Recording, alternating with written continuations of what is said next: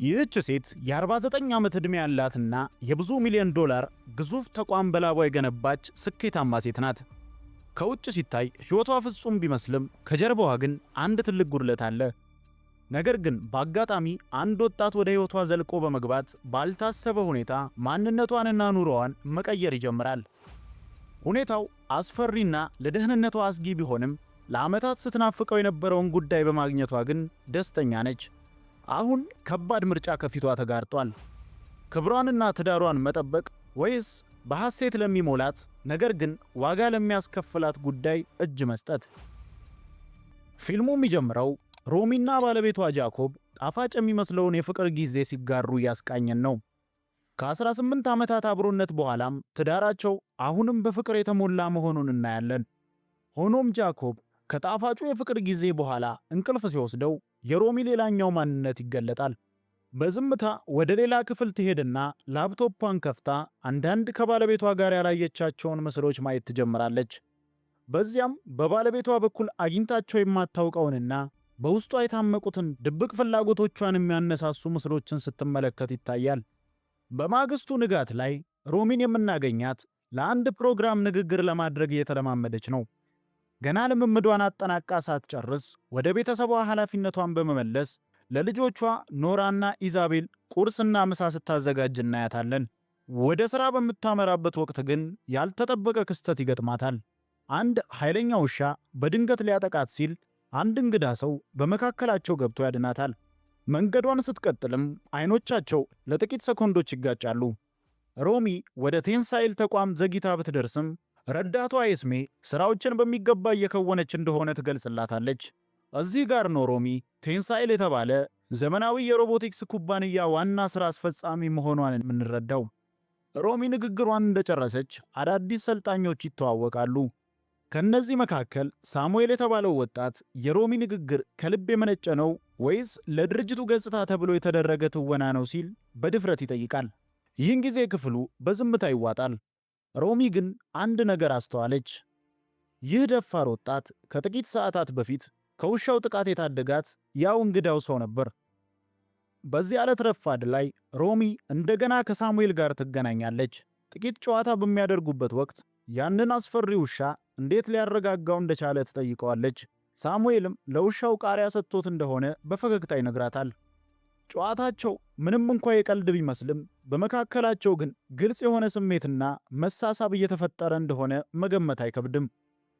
በዚያው ምሽት ባለቤቷ ጃኮብ የተለመደውንና ለሮም ደግሞ አሰልቺ የሆነውን የፍቅር ጊዜ አብሯት ለማሳለፍ ሲሰናዳ ሮሚ ለዓመታት በውስጧ የታመቀውን ፍላጎቷን በግልጽ ለመናገር ትሞክራለች። እንዲያውም ምን ማድረግ እንዳለበት ደረጃ በደረጃ ትመራዋለች።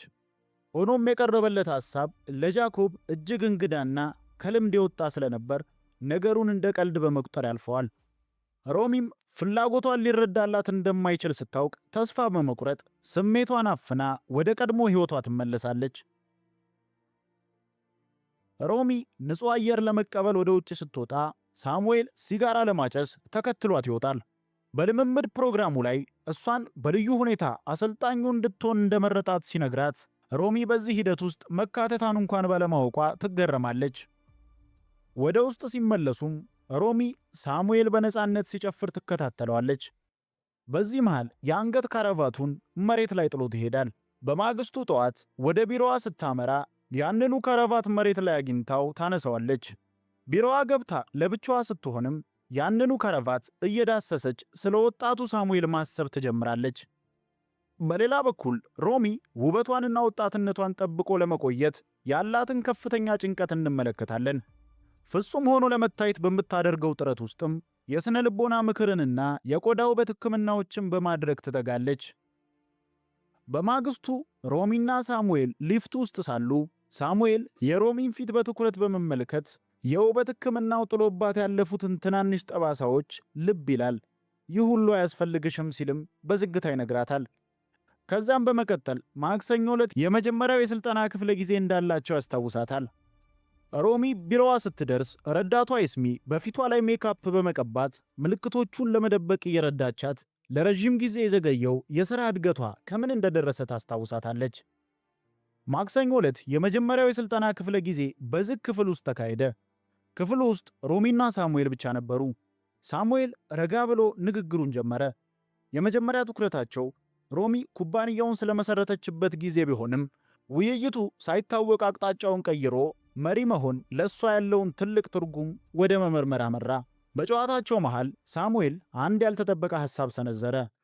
ሮሚ ሁልጊዜም ሌሎችን እንደ አለቃ ከማዘዝ ይልቅ እሷ ራሷ ምን ማድረግ እንዳለባት ስትታዘዝ ደስታን እንደምታገኝ ነገራት።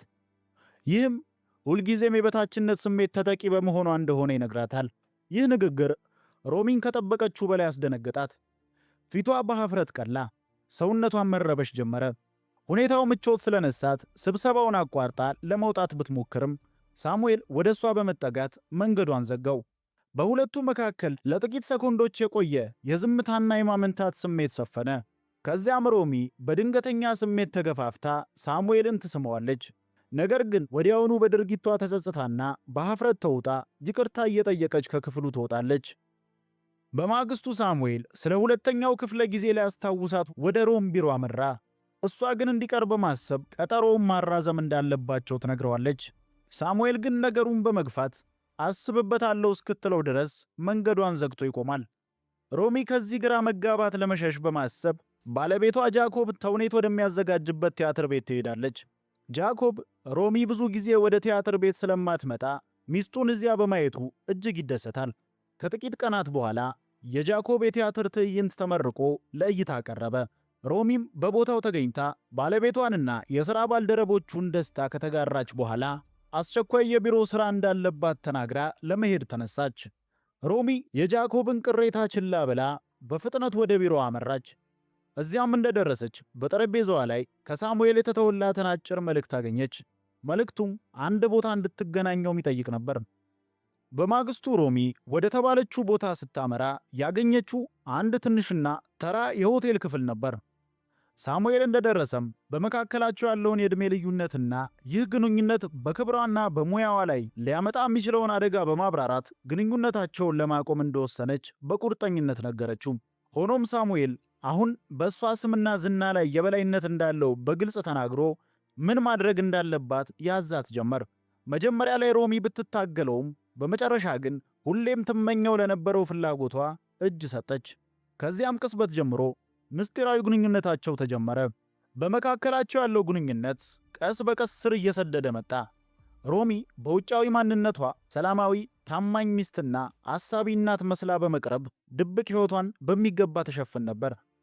ይሁን እንጂ አንድ ቀን ወደ ቤቷ ስትመለስ ያልጠበቀችው ነገር ገጠማት። ሳሙኤል ከቤተሰቧ ጋር ተቀምጦ ነበር። ሮሚ በድንጋጤ የምትጨብጠው ታጣለች። ይህኔ ፈገግ ብሎ ቢሮ የረሳችውን ላፕቶፕ እንዳመጣላት ተናግሮ ከፍርሃት ነፃ ያደርጋታል። በዚያው ሰሞን ጃኮብና ልጆቹ በሳሙኤል ተግባቢነት በመማረካቸው አብሯቸው ለሽርሽር እንዲወጣ ጋበዙት። እሱም የቀረበለትን ጥሪ በደስታ ተቀበለ። ሆኖም ሮሚ ቤተሰቧ ለእሷ ከምንም በላይ ቅድሚያ የምትሰጠው ጉዳይ መሆኑን በማስገንዘብ ዳግመኛ ወደ ቤቷ እንዳይመጣ በጥብቅ አዘዘችው። ሳሙኤል ግን ይህንን ክልከላ ከዕድሜዋ ጋር በማያያዝ ሞገታት። ሮሚ በበኩሏ ይህን ሁሉ የምታደርገው እሱን ከአደጋ ለመጠበቅ እንደሆነ ገለጸችለት። በመጨረሻም በመካከላቸው ያለው ግንኙነት ሊቆጣጠሩት ከሚችሉት በላይ የሆነ መምጣቱን በመረዳት ከአሁን በኋላ ግንኙነታቸው በሥራ ጉዳዮች ላይ ብቻ የተገደበ እንዲሆን ወሰነች። ከዚህ ክስተት ብዙም ሳይቆይ ሳሙኤል የሥራ ክፍል መቀየር እንደሚፈልግ ለሮሚ ያሳወቃት። ሮሚ ግን እንዲህ አይነቱ ድንገተኛ ለውጥ በኩባንያው ውስጥ ጥርጣሬን ሊፈጥር ስለሚችል ጥያቄውን ውድቅ አደረገችው። እንዲህ ያለው ነገር ለዓመታት የገነባችውን ስምና ዝና ሊያሳጣት እንደሚችል ብታስረዳውም ሳሙኤል ግን ለንግግሯ ደንታ ሳይሰጠው ትቷት ሄደ። በዚያው ምሽት ጃኮብ ከሮሚ ጋር የተለመደውን አሰልቺ የፍቅር ጊዜ ለማሳለፍ ሲሞክር ሮሚ ውጥረቱ ከአቅሟ በላይ ስለሆነባት ትዕግስቷ ተሟጠጠ።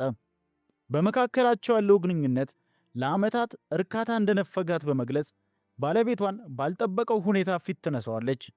ከቤት ወጥታ ሳሙኤል ወደሚሰራበት መጠጥ ቤት ታመራለች። እዚያም ስትደርስ ሳሙኤል ሊያያት እንኳን ፈቃደኛ አልነበረም። በማግስቱ ጠዋት ሮሚ በመካከላቸው የነበረውን ሰላም ለመመለስ በማሰብ ቀድማ የተናገረችው ነገር ሁሉ ስሜታዊ ሆና እንጂ ከልቧ እንዳልነበር ለጃኮብ በመንገር ለማስተባበል ትሞክራለች። ይህ በእንዲህ እንዳለ በእሷና በሳሙኤል መካከል ያለው ውጥረት እየጨመረ ሄዷል። ከጥቂት ቀናት በኋላም ሮሚ እንደገና ሳሙኤልን ለማግኘት ትቀጥረዋለች። እንዳገኛትም ሮሚ የእሱን ሐሳብ ለመከተል እስካልተስማማች ድረስ ሚስጥራቸውን ለዓለም እንደሚያጋልጥ አስጠነቀቃት። ሮሚ በሁኔታው ስታመነታም ግንኙነታቸው በሁለቱም ፍቃድ ላይ የተመሰረተ መሆኑን ነግሯት፣ ነገር ግን የሥራ እድገትና ክፍል የመቀየር ፍላጎቱ አሁንም እንዳለ ነገራት። ሳሙኤል እንድትገዛለት ባደረገው ጫና ሮሚ እየሆነ ያለውን እውነታ ለመቀበል ተገደደች። በመጨረሻም ለሱ ቅድመ ሁኔታዎች እጅ በመስጠት ምስጢራዊ ግንኙነታቸውን ቀጠሉ። ይህ ግንኙነት ግን ከመቼውም ጊዜ በላይ ሚዛኑን የሳተና ሳሙኤል ፍጹም የበላይ የሆነበትና ያሻውን የሚያዝበት፣ ሮሚ ደግሞ ሙሉ በሙሉ ተገዢ የሆነችበት ነበር። ብዙም ሳይቆይ ሮሚ በዚህ ግንኙነት ውስጥ ሙሉ በሙሉ ተዋጠች። ድርጊቷም በቤተሰቧ ሕይወት ላይ ተጽዕኖ ማሳደር ጀመረ። ከሳምንታት በኋላ በኢዛቤል የልደት ድግስ ላይ ኤስሜ ከሳሙኤል ጋር እጅ ለእጅ ተያይዘው ብቅ ማለታቸው ለሮሚ እጅግ አስደንጋጭ ሆነ። ሮሚ በቅናት ስሜት ተገፋፍታ ሳሙኤልን ለብቻው አገኘችው። እሱንም ለሌላ ሴት አሳልፋ የመስጠት ፍላጎት እንደሌላት በቁጣ አስረዳችው። ሲነጋገሩም ኤስሜ በመካከላቸው ያለውን ያልተጠበቀ ድርጊት ልታይባቸው ሆነ። ነገር ግን ሁኔታውን አድበስብሰው አሳለፉት። በማግስቱ ሮሚ ለረዳቷ ለኤስሜ የጥንቃቄ ምክር ሰጠቻት። በኤስሜና በሳሙኤል መካከል ያለውን ልዩነት በመጥቀስ ጥንቃቄ እንድታደርግና ራሷን እንድትጠብቅ ነገረቻት። በዚህ ምሽት ሮሚ ለባለቤቷ ጃኮብ ሥራ ላይ እንደምትቆይ በመግለጽ ከተማውን አቋርጣ ሳሙኤል ወዳለበት ጭፈራ ቤት አመራች። በጩኸትና በጭፈራ ከተሞላው አዳራሽ ወጥተው ውጭ ለብቻቸው የለመዱትን የእብደት ጊዜ አሳለፉ። ሮሚ ስለ ኤስሜ ስትጠይቀው ሳሙኤል ለሁለቱም ሴቶች የተለየ ቦታ እንዳለውና ለእያንዳንዳቸው የሚሰጠው ትኩረት የሚለያይ መሆኑን ገለጸላት። ሮሚ ወደ ቤቷ ያዘገመችው ጎህ ሲቀዳ አካባቢ ነበር። ቤተሰቧን ላለመቀስቀስ በጥንቃቄና በዝምታ ወደ ውስጥ ብትገባም ልጇ ኢዛቤል ሳትተኛ ቁጭ ብላ ስትጠብቃት በማየቷ ደንግጣ ቀረች። ልጇ እናቷ ሰሞኑን የምታሳየው ሁኔታ እንግዳ እየሆነባት እንደመጣና የሆነ የማታውቀው ችግር እንዳለ በልጅነት ልቧ እንደተረዳች በግልጽ ነገረቻት። ሮሚ በውስጧ ያለውን መረበሽ ደብቃ ምንም የተፈጠረ ነገር እንደሌለና ሁሉም ነገር ሰላም እንደሆነ በመንገር ልጇን ለማሳመንና ጥርጣሬዋን ለማስወገድ ጥረት ታደርጋለች። ሁኔታው ይበልጥ አደገኛ መልክ መያዝ የጀመረው ኤስሜ ለረጅም ጊዜ የዘገየባትን የሥራ እድገት ለመጠየቅ ባልተጠበቀ ሁኔታ ሮሚ መኖሪያ ቤት ብቅ ባለችበት ወቅት ነበር። ኤስሜ ስለ ሮሚና ሳሙኤል ድብቅ ግንኙነት ሙሉ መረጃ እንዳላት በግልጽ አፈረጠችው። ሮሚ ብትደናገጥም ኤስሜ ግን በተረጋጋ ስሜት የሮሚን ስም የማጠልሸት ዕቅድ እንደሌላት ተናግራ ይልቁንም የምትጠይቀው የሚገባትን የሥራ ደረጃ ብቻ እንደሆነና ይህም ሮሚ በፍርሃት የምትሰጣት ሳይሆን ኤስሜ በጥረቷ ያገኘችው መብት መሆኑን አሳሰበቻት። ኤስሜ ለሴቶች የሥራ ዕድል የመፍጠር ዓላማዋን እንደምትቀጥል በመግለጽ ሮሚን በምላሹ ከሳሙኤል ጋር ያላትን ግንኙነት እንድታቆምና ቀድሞ ለብዙዎች አርያ ወደ ነበረችበት የተከበረ ማንነቷ እንድትመለስ አጥብቃ ጠየቀቻት። ይህ ንግግር ሮሚን በእጅጉ አናወጣት። ከጥቂት ጊዜያት በኋላም ድፍረት አግኝታ ሁሉንም ነገር ለባለቤቷ ለጃኮብ ለመናገር ወሰነች። በውስጧ የተሰበረውን ማንነቷን ለመጠገን ለዓመታት ስትታገል እንደነበረች፣ ለዚህም የሥነ ልቦና ምክርና ሌሎች መፍትሄዎችን ብትሞክርም ምንም እንዳልተቀየረ አምና ነገረችው። የምትፈልገውን ነገር በትዳሯ ውስጥ ማግኘት ባለመቻሏ ምክንያት ሌላ ቦታ ለመሄድ እንደተገደደች ገለጸችለት። ሆኖም አሁንም ቢሆን ሙሉ በሙሉ እውነቱን ለመናገር ድፍረት ስላነሳት ግንኙነቷ ከማታውቀው ሰው ጋር እንደነበረና አንድ ጊዜ ብቻ የተፈጠረ ስህተት እንደሆነ አድርጋ ሁኔታውን ለማለባበስ ሞከረች። የሮሚ ኑዛዜ ለጃኮብ ከቶ ሊሸከመው የማይችለው ከባድ መርዶ ሆነበት። በቁጣም ሮሚ በአስቸኳይ ዕቃዋን ሰብስባ እንድትወጣ አዘዛት። ከሁሉ በላይ ደግሞ የልጆቻቸውን ደህንነትና የቤተሰቦቻቸውን ሕልውና ለአደጋ በማጋለጧ ክፉኛ ወቀሳት። መሄጃ ያጣችው ሮሚ ለጊዜውም ቢሆን መጠለያ ፈልጋ ራቅ ወዳለው መዝናኛ ቤታቸው አመራች። ብቻዋን ተኝታ ሳለች ከውጭ ያልተለመደ ድምፅ ሰማች። ወጥታ ስታይም ሳሙኤልን በመዋኛ ገንዳ ውስጥ ሲዋኝ አገኘችው። ሮሚ ራሷን ፈተና ላይ መጣል ስላልፈለገች እንዲሄድላት ብትገፋፋውም የስርቆት ፍቅራቸው ያገረሽና በድጋሚ በገንዳ ውስጥ የፍቅር ጊዜ ማሳለፍ ይጀምራሉ። ይሁን እንጂ ድርጊታቸው ብዙም ሳይቆይ ወደ አሳዛኝ ፍጻሜ ያመራ። ቤት ውስጥ እያሉ ጃኮብ ሳይታሰብ በድንገት ይገኛል። ያየው ነገር ያስቆጣው ጃኮብ ወዲያውኑ ወደ ሳሙኤል በመወርወር ግብ ግብ ይጀምራል። ቤቱ በሁከትና በጩኸት ሲናወጥ ሮሚ በመካከላቸው ገብታ ቁጣቸውን ለማብረድና ግጭቱን ለማስቆም ትታገል ጀመር። ግርግሩ ጋብ ሲል ጃኮብ የደረሰበትን ክህደት ለመቀበል ከመቸገሩ የተነሳ ሮሚ ሳሙኤልን እንደ መጠቀሚያ ብቻ እንዳደረገችው ለሳሙኤል በመንገር ራሱን ለማጽናናት ይሞክራል። ነገር ግን ሳሙኤል በመካከላቸው የነበረው ትስስር ሮሚ ከገለጸችው በላይ ስር የሰደደ እንደነበር በማሳወቅ የጃኮብን ሐሳብ አኮላሸው። ጃኮብ የሰማው አስደንጋጭ እውነታ ህመሙን ይቀሰቅስበትና መዝለፍለፍ ይጀምራል። ሳሙኤልም ጃኮብን በጥቂቱ ካረጋጋው በኋላ አካባቢውን ለቆ ሄደ። ከጥቂት ሳምንታት በኋላ ኤስሜ በጉጉት ስትጠብቀው የነበረውን የሥራ እድገት በተግባር አገኘች። በእነዚህ አስቸጋሪ ቀናት ውስጥ ኤዝቤል በመዝናኛ ቤቱ ወደምትገኘው እናቷ ዘንድ በመሄድ ወደ ቤቷ እንድትመለስ በእንባ ተማጸነቻት። ቤተሰቡም ያለሷ ባዶነቱ እንደተሰማው ነገረቻት።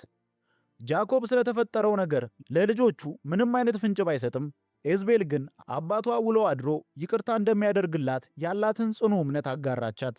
የልጇ ልመና የሮሚን የጸጸት ስሜት ቀሰቀሰው። ወዲያውኑም ጃኮብን ለማግኘት ወደ ቲያትር ቤቱ አመራች። እዚያም ለደረሰው ጥፋት ሁሉ ሙሉ ተጠያቂነቱን በመውሰድ ዋነኛዋ የችግሩ ምንጭ እሷ ራሷ መሆኗን በታማኝነት አረጋገጠችለት። በዚህም መሰረት ሁለቱም ያለፈውን ትተው ግንኙነታቸውን ለማደስ ተስማሙ። ይሁን እንጂ ሮሚ ወደ ቢሮዋ ስትመለስ ሴባስቲያን የተባለው የሥራ ባልደረባዋ ሳሙኤል ሥራውን ለቆ ወደ ሌላ ቦታ መዘዋወሩን አረዳት። ታሪኩ ወደ ማብቂያው ሲቃረብ ጃኮብ ትዳሩ ዳግም ወደ ቀድሞ መረጋጋትና ሰላማዊ መስመር እየተመለሰ እንደሆነ ቢያስብም እውነታው ግን ከዚያ የራቀ ነበር። ሮሚ ከባለቤቷ አጠገብ ትሁን እንጂ ልቧ ሁሌም ሽፍታ ሆኖ ሌላ ቦታ እንደሚባዝን በግልጽ ይታያል።